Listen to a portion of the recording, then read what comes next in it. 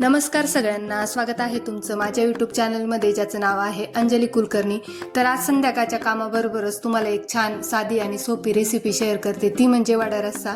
संध्याकाळच्या जेवणामध्ये मला वडा रस्साच करायचा होता। बटाटे वडे पाव तर आणणारच होते, पण वडा रस्सा मिस्टरांना आवडतो त्याच्यामुळे मी तो करणार होते। आणि संध्याकाळी जे बाहेरून कपडे आणलेले होते ते पण मी काढून घेतले आणि त्याच्या लगेच घड्या करून माझे कपाटात ठेवून दिले। चहा ठेवला होता मी माझ्यासाठी आणि हा संध्याकाळचा दुसऱ्यांदा चहा आहे, कारण 4 वाजता जो ठेवला होता चहा तो मुलीने ठेवला होता आणि जोपर्यंत मी माझ्या हातचा चहा ठेवत नाही ना तोपर्यंत माझ्या मनाचं समाधान होत नाही। स्ट्रॉंग चहा लागतो मला रोज। इकडे संध्याकाळी ना मी झाडझूड करून घेतली, घर वगैरे पण झाडून घेतलं आणि बाहेरचं पण झाडून घेतलं आणि मी कुकर पण लावला होता बटाट्याचा। जेवढे मला लागतील तेवढे मी बटाटे लावून दिले होते बटाटे वड्यांसाठी। इकडे लसूण सोलून घेत होते। लसूण सोलून झालं का म्हटलं बाकीचे पण काम आवरून घेऊ। लसूण सोलायला काही एवढा वेळ लागत नाही आणि जो कांदा असतो आणि खोबरं असतं ना तर ते मी असं चिरून नाही घेत, तर मी ते भाजून घेते आणि इकडे जो कचरा राहतो ना तो पण पटकन वड्यासाठी रस्सा करायचा आहे ना मला, म्हणजे वडा रस्सा। तर त्याच्यासाठी आपण जे कांदा खोबरं भाजून घेतो ना तर ते मी हे गॅसवरच भाजते बरं का, कारण त्या भाजीला आहे ना छान चव येते। जशी आपण चुलीवरची भाजी खातो ना तशीच चव येते। तसं तर चुलीवरच्या भाजीची चव वेगळीच असते, पण मग मी गॅसवरच भाजत असते, म्हणजे छान येते ती भाजी। आणि खोबरंसुद्धा मी ह्या गॅसवरच भाजते। खानदेशी पद्धतीची भाजी करणार आहे मी आज, म्हणजे साधी आणि सोपी रेसिपी करणार आहे। तसं तर मला आहे ना चूल खूप कधीची घ्यायची आहे, पण ती काही इथे मिळतच नाही। भरपूर मी चौकशी केली आहे की चूल मिळेल मला असं, पण काही मिळत नाही। मी 2-3 वेळेस बघितली, 2-3 जणांनी सांगितलं मला इथे मिळते तिथे मिळते, पण काही मिळाली नाही मला। आणि हे कांदे मी एक्स्ट्राचा एक घेतला आहे, कारण की ते साल वगैरे निघून जाताना तर मग तो कांदा कमी होतो, त्याच्यामुळे मी एक जास्तीचाच घेतला आहे। इकडे कुकर बटाट्याचा लावला होता तर ते कुकर पण झाला आहे माझा। आणि कांदे भाजल्यावर ही जी खाली घाण पडते ना तर त्याच्यासाठी मी आहे ना गॅस खाली ताट ठेवले, म्हणजे आपलं काम जास्तीचं होणार नाही आणि आपल्याला पण म्हणजे ते काम आवरायचा कंटाळा येणार नाही। त्याच्यामुळे मी ते आधीच ताट ठेवून दिलं होतं, कारण तो कचरा वगैरे इकडे तिकडे उडतो आणि खाली पण पडतं, ते सगळं काळं काळं होतं ना, त्याच्यामुळे मग मी आधीच ताट ठेवून दिलेलं होतं। आणि आता आहे ना इकडे मी थोडंसं खोबरं पण ठेवून देते। खोबऱ्याला काही एवढा वेळ लागत नाही, त्याच्यामुळे मी नंतरच ठेवलंय ते खोबरं, कारण की लगेचच काळं होऊन जातं ते।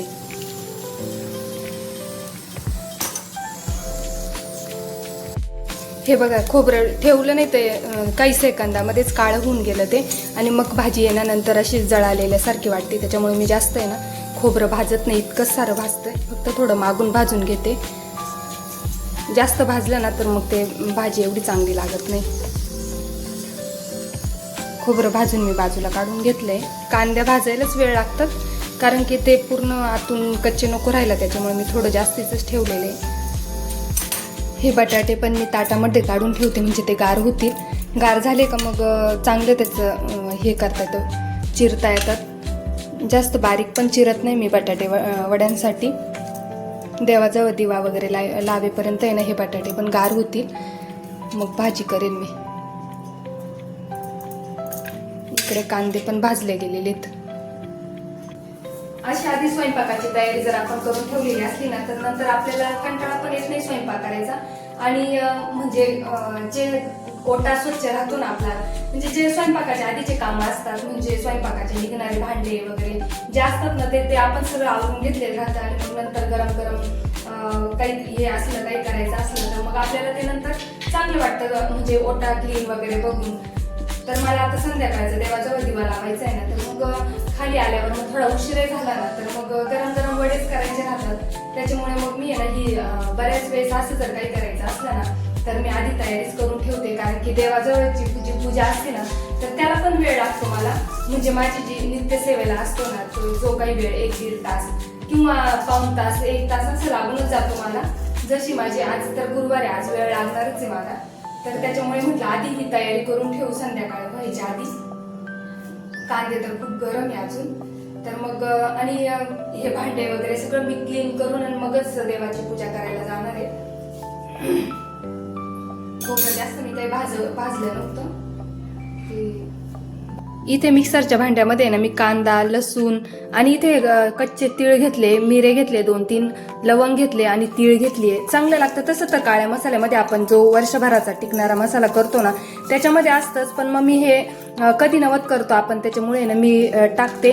छान चव येते. तसं तर कच्चा मसाला पण मी केलेला आहे, तो पण थोडा टाकणार आहे, कारण रोज रोज काय आपण खात नाही अशा गोष्टी, म्हणजे जे हेवी असतं काळ्या मसाल्याचं तर ते आपण थोडीच ना रोज रोज खातो. त्याच्यामुळे एखाद दिवशी जर केलं ना आपण तर मग त्याच्यामध्ये मी टाकत असते.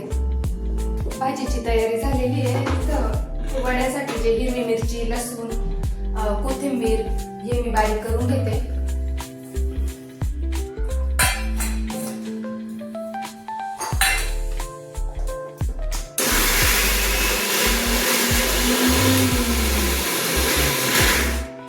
आमच्याकडे ना थोडं तिखट लागतं, त्याच्यामुळे मी मिरच्या जास्तच घेते.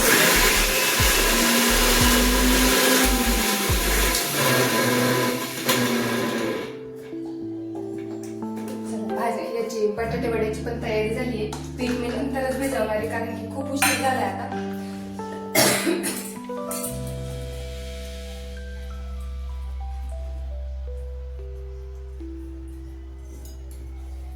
कारण आता 6:30 वाजून गेले, देवाजवळ दिवा पण लावायचा आहे. ते उशीर झाला का मग देव पण अंधारात राहतात.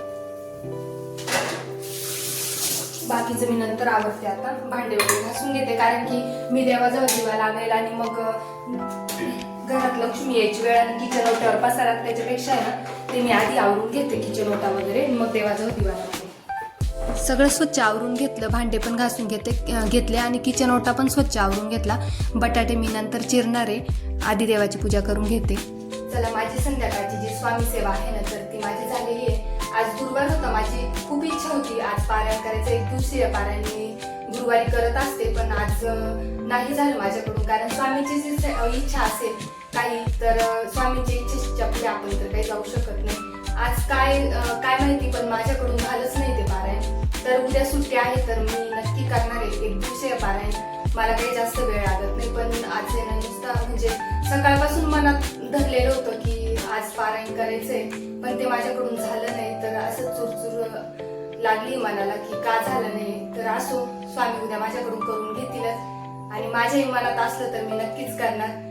आणि चला, म्हणजे जे मी तयारी करून ठेवली स्वयंपाकाची ती पण आता स्वयंपाक करते मी.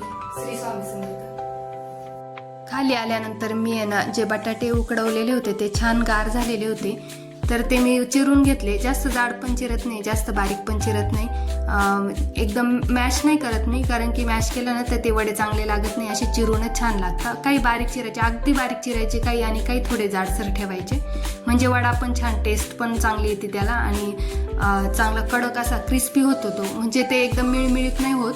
त्याच्यामुळे मी असंच करून घेते. आणि एकीकडे मी कढई पण ठेवलेली होती, त्याच्यामध्ये जिरे, जे हिरवी मिरचीचं बारीक केलेलं होतं ते टाकलं, बडीशोप टाकले आणि थोडे वाटाणे टाकले आणि मग ते चांगलं परतून घेतलं. परतल्यानंतर आहे ना मग जो हिरवी मिरचीचा कलर जो आहे ना तर तो चांगला ब्राऊन होईपर्यंतच मी परतते, म्हणजे छान हिरवी मिरचीचा फ्लेवर तेलामध्ये उतरतो आणि तो चांगला भाजीला पण छान चव येते मग त्याच्याने. मग त्याच्यानंतर हळद टाकून घेतली आणि मला आहे ना बटाट्यामध्ये कुठे मुठे आहे ना जाड जाड फोडी दिसत होत्या, त्या पण मी बारीक करून घेतल्या. आणि कायम असंच करते बरं का मी, चिरूनच घेते बटाटे. त्याच्यानंतर मी सगळे ते चिरलेले बटाटे कढईत टाकले आणि चवीनुसार मीठ टाकून पूर्ण भाजीची जी आहे ती छान परतून घेतली आणि मग वडा रस्सा केला. इथे वड्या रस्स्यासाठी ना मी जे वाटण बारीक केलं होतं ते मी इथे तेलात परतून घेतलं आणि भरपूर वेळ मी आहे ना कमी गॅसवरच परतलं, म्हणजे असं तेल बाजूला येईपर्यंत परतलं ना तर मग तो कांदा आणि खोबरं छान परतलं जातं.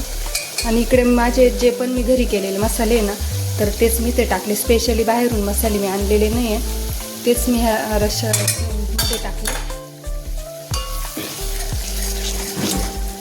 इकडे भाजी पण ताटात काढून ठेवली गार होण्यासाठी. ते गार झाले ना तर गोळे छान होतात, गरम गरम याचे गोळे होत नाही, मेल्ट होतात ते पिठामध्ये. इकडे मस्त असं हे परतलं गेलेलं आहे, त्याच्यात आता पाणी टाकून छान उकळी करून घेते. मस्त छान कलर पण आलाय, मसाला छान आहे माझा जो मी घरी केलेला आहे तो. तो यावर्षी पण करायचा आहे. केल्यानंतर मी नक्की रेसिपी शेअर करेन तुमच्याबरोबर. मसाला टाकल्यानंतर पण तो छान परतला गेला आहे, मस्त छान कलर पण आला आणि तेल पण बाजूला सुटायला लागलं आहे. तर मग मी आता आहे ना याच्यामध्ये पाणी टाकून घेते. आणि हा काही मला जास्त करायचा नाही, कारण की एवढं कोणाला लागत नाही तो वड्याबरोबर. फक्त मिस्टरांनाच आवडतो, त्याच्यामुळे हा वड्यासाठी मी रस्सा करते, कारण की जास्त कोणी खात नाही हा. पण पातेलं जरा माझ्याकडून मोठंच झालं आहे, छोटं पातेलं काही मी घेतलं नाही. तर आधी स्मेल पण छान येतोय. इकडे जे वडे करायचे त्याचे गोळे तयार करून घेतले, गार पण झालेले आणि पीठ पण छान भिजवलं गेले. बघा आता याच्यामध्ये फक्त सोडा टाकायचा आहे. सोडा हा तळायच्या वेळेसच टाकायचा, म्हणजे तेल जास्त सुटत नाही त्याला. रस्सा बघा किती छान तरी आली त्याला, अगदी हॉटेल स्टाईल झालेला आहे. वरती मस्त तरी आलेली आहे आणि स्मेल तर खूप छान येत होता. इकडे तेल पण गरम झालेलं होतं. तेल गरम झाल्यानंतर मी त्याच्यामध्ये तळायला वडे टाकले आणि वडे सुद्धा इतके छान झाले. ते मोठेच झाले जरा माझ्याकडनं, कारण की ते फुलले पण जास्त आणि जरा गोळे पण मोठेच झाले. ते बघा किती छान झाले, एकसारखे केले होते मी बरं का. आणि बघा आहे की नाही हॉटेलसारखा वडा रस्सा तयार आपला. तर या सगळ्यांनी जेवायला. आणि जेवण झाल्यावर सगळ्यात समाधान मिळणारी गोष्ट म्हणजे किचन ओटा आवरणं, माझ्यासाठी तरी आहे बरं का, आणि प्रत्येकासाठीच असेल. एका स्त्रीला आहे ना याच्यामध्ये जेवढं समाधान असेल ना तेवढं कशामध्येच नसेल. जेवण झाल्यावर हे एवढं स्वच्छ आवरणं म्हणजे एका स्त्रीलाच याच्यामध्ये आनंद मिळतो. सगळं स्वच्छ वगैरे आवरून घेतलं आणि भांडे मी बेसिंगमध्ये गोळा करून ठेवले होते. किचन ओटा वगैरे स्वच्छ आवरल्यावरच मी भांडे वगैरे घासून घेतले. चला तर मग सगळ्यांना बाय.